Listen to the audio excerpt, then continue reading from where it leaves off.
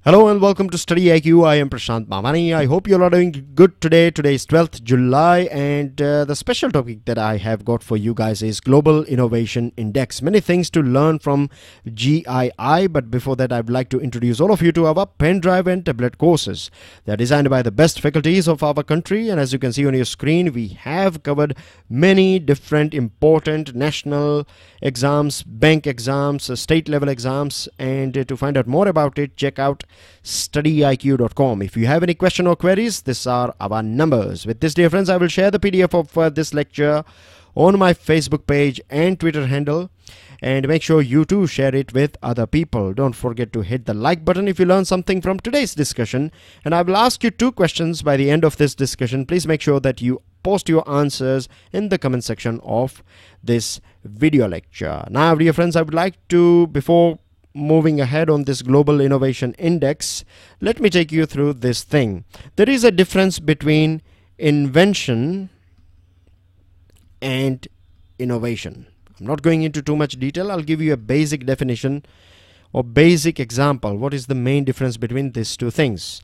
Let me give you a hypothetical imaginary example. Let's say that a person working in an environment of research and development, or you can say a lab environment. This person is working on a particular chemical that can, that can be sprayed on your clothes, and this will make your clothes water resistance, right? Monsoon is on, so I got this example for you guys. Anyways, so this is, this is an example of invention. This thing has took place in a lab environment. But now when you want to launch this thing in the market, right, you will basically launch a spray or a tube or something, right? A company will bottle this chemical and how to use it, and its design, its product design and can design and stickers and market and everything, right? Marketing and advertisement and all these things are part of innovation. So this is the main difference. This is more to do with lab environment. This is more to do with market environment. I hope things are clear to you now. Now let me take you through this Global Innovation Index. This year's GII is out. It is published by 3 important institutions. One is Cornell University, the other one is INSEAD, and the third one is United Nations World Intellectual Property Organization. We also call it as WIPO, W-I-P-O. In 2015, our rank was 81. In 2018, we are at 57, which is not bad. We have jumped more than 20 seats to reach here at 57.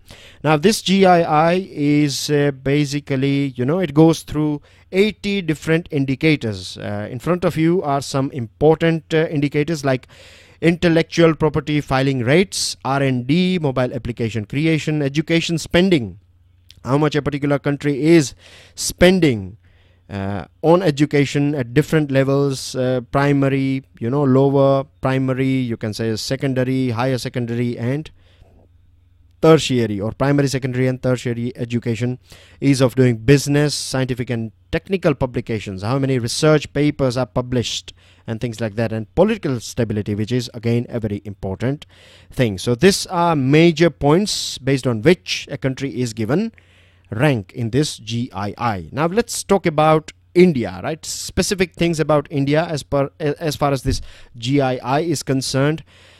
We are at the top position when we talk about Central Asia as well as South Asia. I'm sure you know the difference between Central Asia and South Asia. If you are not sure about it, then either you can check out my previous videos, or you can open your Atlas book and locate all these countries. Apart from Afghanistan, go on the northern side of Afghanistan, you will find these countries called Uzbekistan, Kyrgyzstan and Kazakhstan. All these countries are part of Central Asia. And when we talk about South Asian nations, then we are talking about SAARC region. I hope you are aware about SAARC region as well. So as far as this Central Asia and South Asia is concerned, we are at number 1 place. When it comes to lower middle income group, our rank is 5, right? We are at fifth rank in this category of lower middle income group.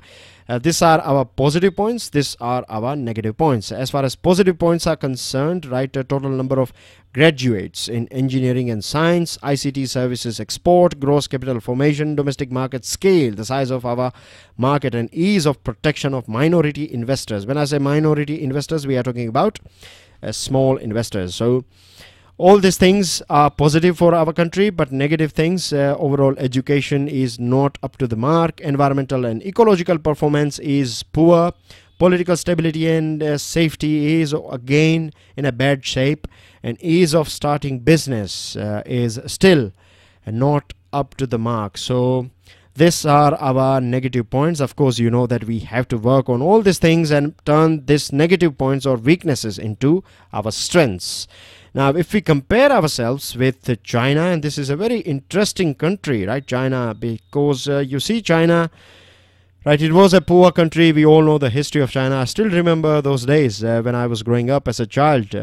My parents and grandparents used to tell me this thing, that China is a very poor country and things like that. There are so many issues in China. But now look at China, right, in the last 20, 30 years, it has turned the tables, and you see here China is at rank 17, right, which is not bad at all for a developing country. Even today China is a developing country, so 17th rank is not bad.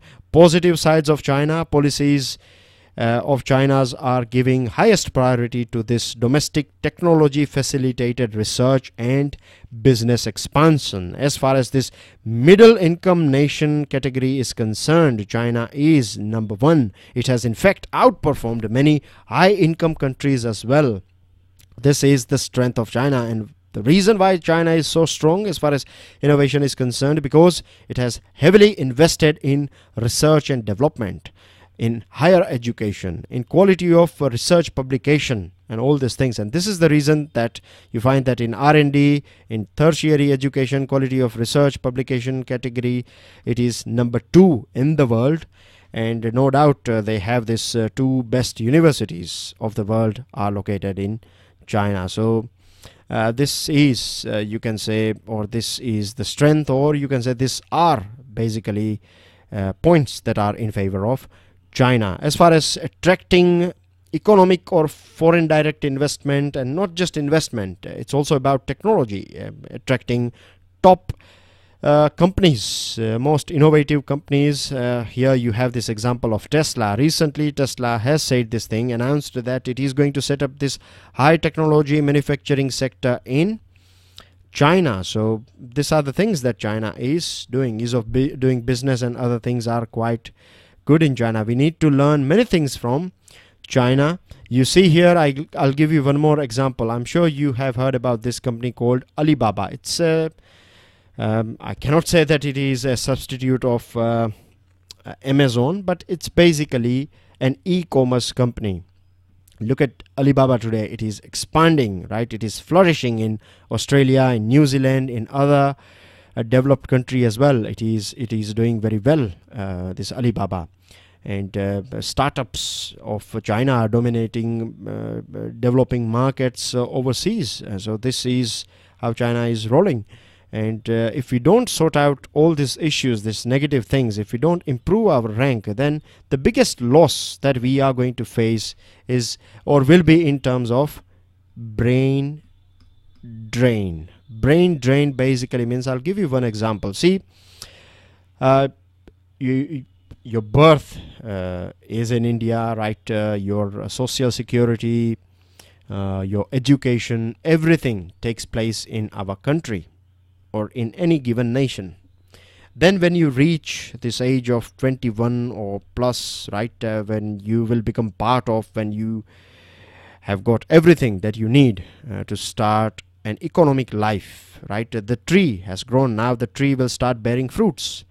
But what will happen when this brain drain takes place, when you don't find a proper platform or opportunity in your country?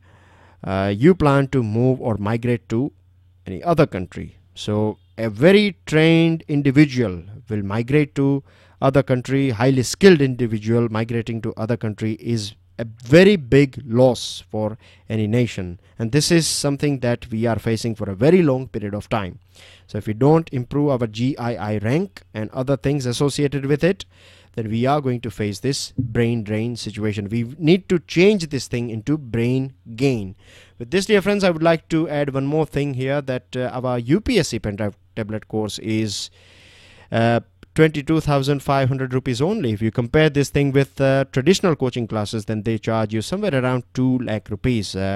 On top, you don't have to migrate to a metro city. You can stay at your home and you can study on your laptop or on from your tablet. Coming on to another important items, Health Ministry has clarified this thing, that as far as this Ayushman Bharat scheme is concerned, which will provide health insurance to poor families, the target is 5 lakh as per the scheme, right? 5 lakh rupees insurance cover will be provided to per family, and Government of India is planning to target 10.74 crore poor families. So roughly speaking, we are talking about some 50 crore people, right, of our country. More than 40% population we are trying to provide them insurance cover. So Health Ministry has clarified this thing. There were some reports out there in media that for getting this benefit or being eligible for Ayushman Bharat scheme, you need to provide your Aadhaar number. Health Minister has said this thing, that it is not necessary. If you have it, that's helpful. If not, then that's not going to stop you to avail benefits of this Ayushman Bharat scheme.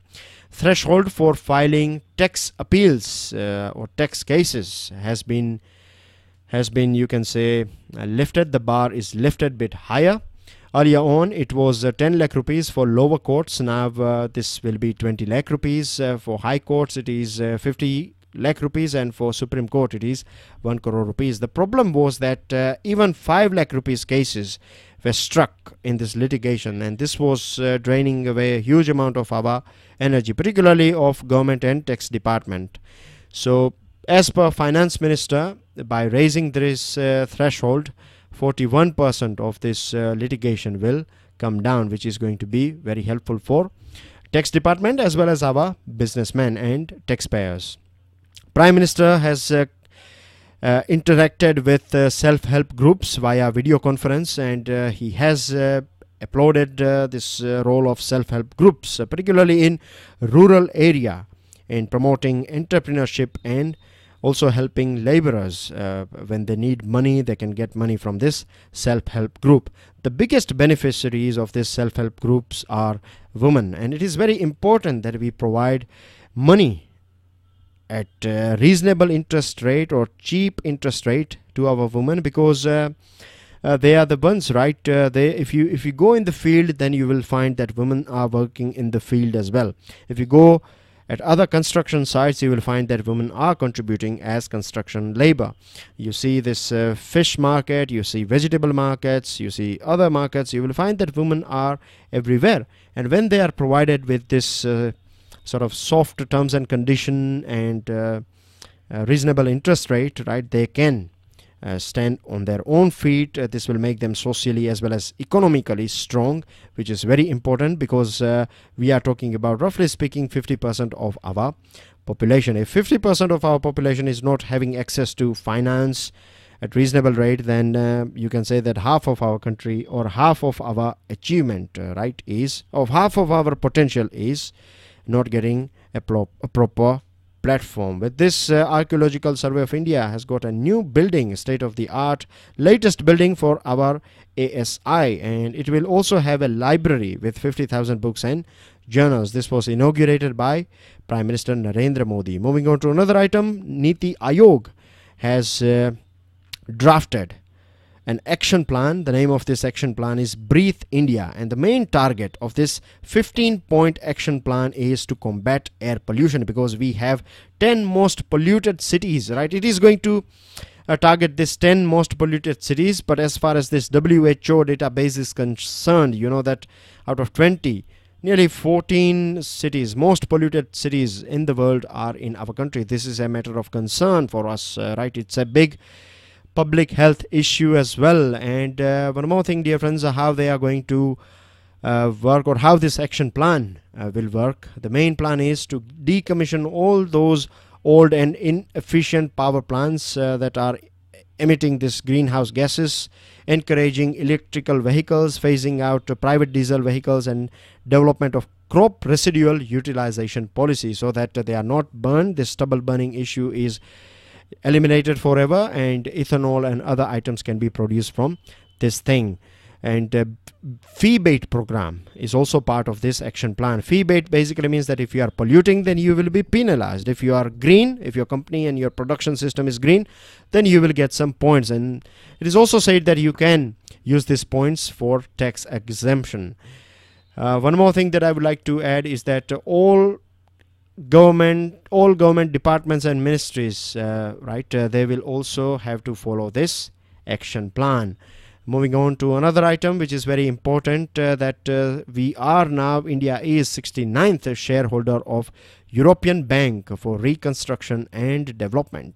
This will open doors for joint investment from Europe to Indian companies. At the same time, I would like to take you through December 2017 when we filed for our membership board of governors back in March 2018.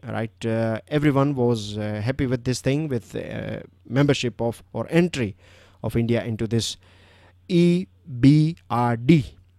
It was set up back in 1991 after this fall of Berlin Wall, and headquarter is in London. It aims to promote private as well as entrepreneurial initiative in emerging European countries as well as 38 emerging economies. Net neutrality has got a green signal from Telecom Commission. Net neutrality basically means, this not discriminating companies based on how much they are paying to data service provider.